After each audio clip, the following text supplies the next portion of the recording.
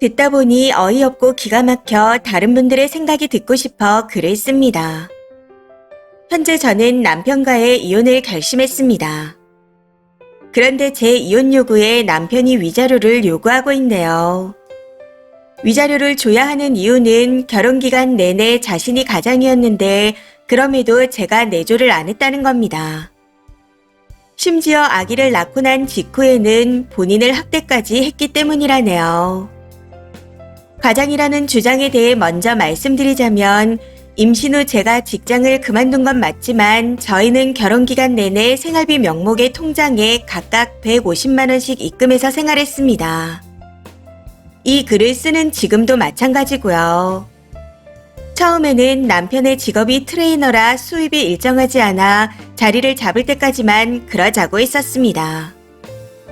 그런데 시간이 지나면서 이게 아예 굳혀졌네요. 저는 15년이 넘는 직장 생활을 해왔기에 목돈도 있고 제 명의의 오피스텔도 있어 군말 없이 입금해왔고 불만도 없었습니다. 그런데 왜 제가 가장의 무게니 외벌이의 스트레스니 하는 소리를 들어야 하는지 모르겠어요. 어쨌거나 저는 집에서 놀았고 일하는 건 자신이며 어떻게 될지 모르는 미래의 불안함을 감당했던 것도 자신이었기에 그에 합당하는 위자료를 받아야겠답니다. 그리고 내조를 안 했다는 주장을 하는데 사실 이건 어느 정도 무슨 말인지는 알 것 같습니다.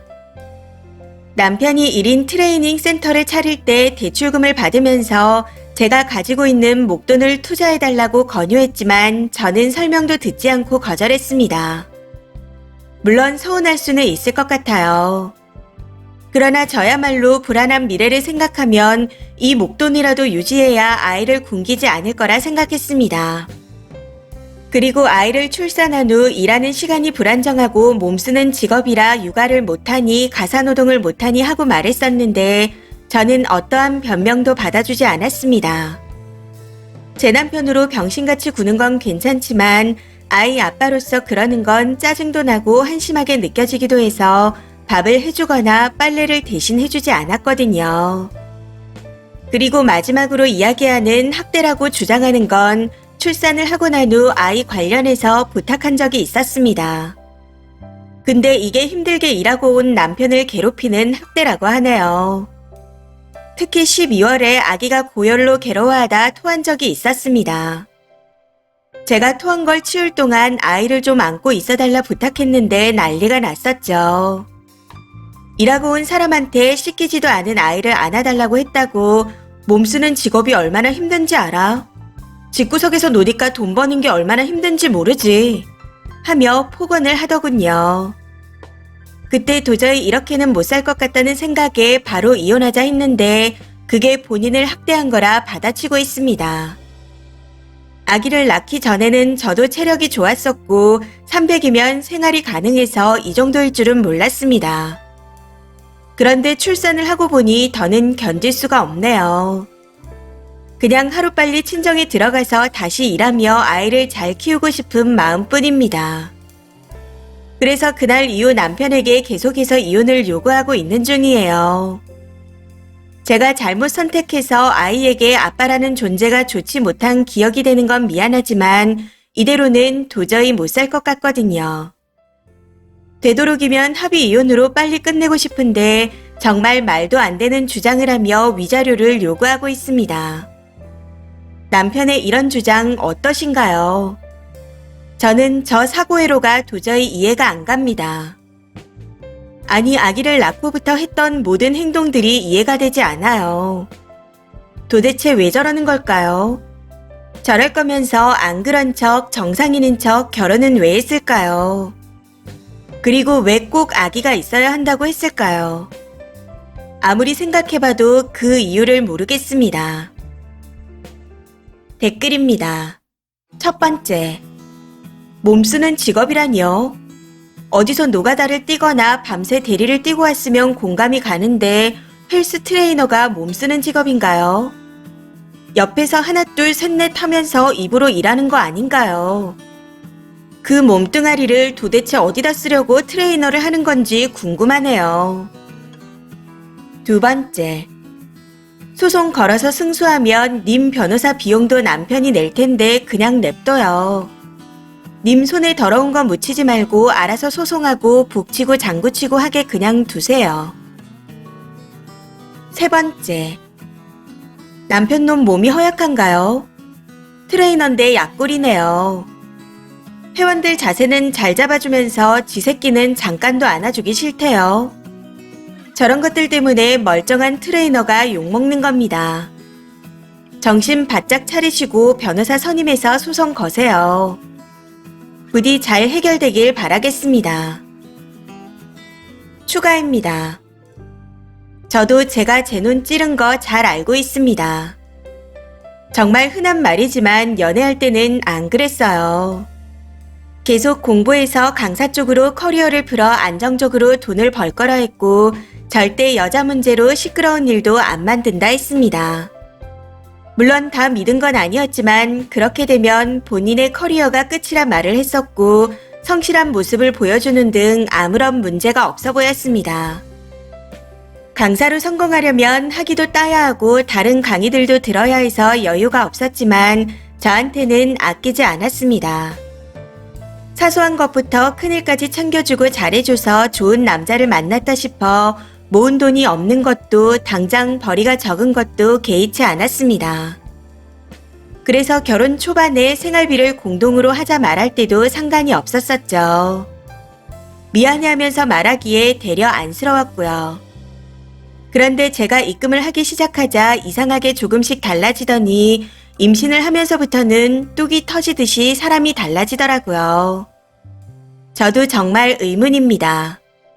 그렇게까지 사람을 속이면서 자신 없는 결혼을 왜 했는지 또 희생이 따를 게 분명한데 왜 부모가 된 건지요.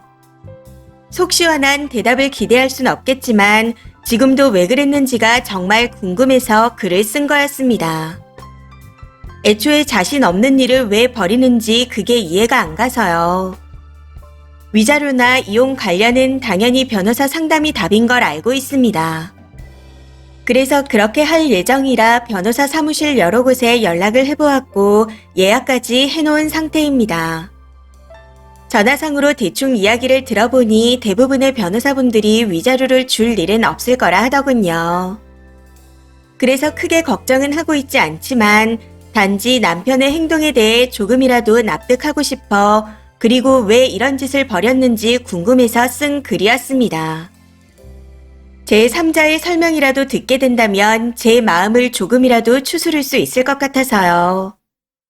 저를 속여서 큰 이득을 보는 것도 아닌데 본인 아이까지 태어나게 만든 게 너무 이상하고 소름 끼칩니다. 모든 게 다 망가지면서 저도 큰 타격을 받았고 아이도 아빠 없이 살아가야 하니 왜 그딴 짓을 했는지 그게 너무 억울하네요. 아무튼 댓글 주신 대로 정신 바짝 차려서 이혼 진행을 해보도록 하겠습니다. 댓글 주신 모든 분들께 감사드립니다. 추가 댓글입니다. 돈 안 주면 이혼 못 해주겠는데 하고 나오는 거죠. 협의 이혼에 합의가 안 되면 이혼 전문 변호사를 만나서 유리한 입장을 가져와야 합니다. 저런 논리도 근거도 없는 말은 들을 이유도 이해할 필요도 없어요. 위자료는 유책 배우자가 내는 거죠. 결혼 기간이 짧으면 재산 분할은 의미가 없고요. 지금은 자녀가 있으니 양육권과 양육비가 우선시 되겠네요. 이 모든 건 변호사가 답을 해줄 겁니다. 두 번째, 그냥 쓰레기네요. 위자료 뜻을 전혀 모르고 짓거리는 것 같습니다. 그래도 변호사 상담을 예약해 놓으셨다니 다행이에요. 이런 건 깔끔하게 정리를 하셔야 합니다. 이런 인간들은 끝까지 더럽게 나오더라고요. 아이 문제든 재산 문제든 법에 맞게 잘 정리하세요. 그리고 저런 사람인지는 님도 몰랐을 겁니다. 저희 남편도 연애까지 11년 차인데 지금 보면 제가 알던 사람이 아니거든요. 본인 잘못이 아니니 너무 자책하지 마시길 바랍니다. 부디 좋은 변호사 만나셔서 좋은 마무리 하시길 바라요. 세 번째, 아이를 낳으면 내가 시키는 대로 하겠지. 애 봐서 이혼 못하겠지. 이런 생각을 하고 아이를 낳게 한 게 아닌가 싶습니다. 옛날에는 대부분이 아이가 있으면 여자 쪽에서 참고 살았으니까요. 요즘 세상이 바뀐 걸 모르고 남편이란 사람이 님을 속이고 기망했네요. 이혼하자고 강하게 나오니 트집 잡아서 위자료 타령을 하는 것 같습니다. 네 번째. 그래 나왔네요. 자기 센터 차리는데 목돈 투자하라는 걸 거부하셨잖아요. 님과 결혼해서 아기까지 낳은 이유가 그걸 받으려고 그랬던 것 같습니다. 아마 제 말이 맞을 거예요. 아기를 낳으면 자기한테 다 투자할 줄 알고 그랬겠죠. 다섯 번째. 소송해야겠네요. 그리고 내조 안 한 거 없습니다. 깨진 항아리에 물 붓기인데 투자 안 한 건 정말 잘하신 거예요. 투자 안 했다고 내조를 안 했다니 그냥 입을 꿰매버리고 싶네요. 이번 사연은 여기까지입니다. 시청해주셔서 감사합니다.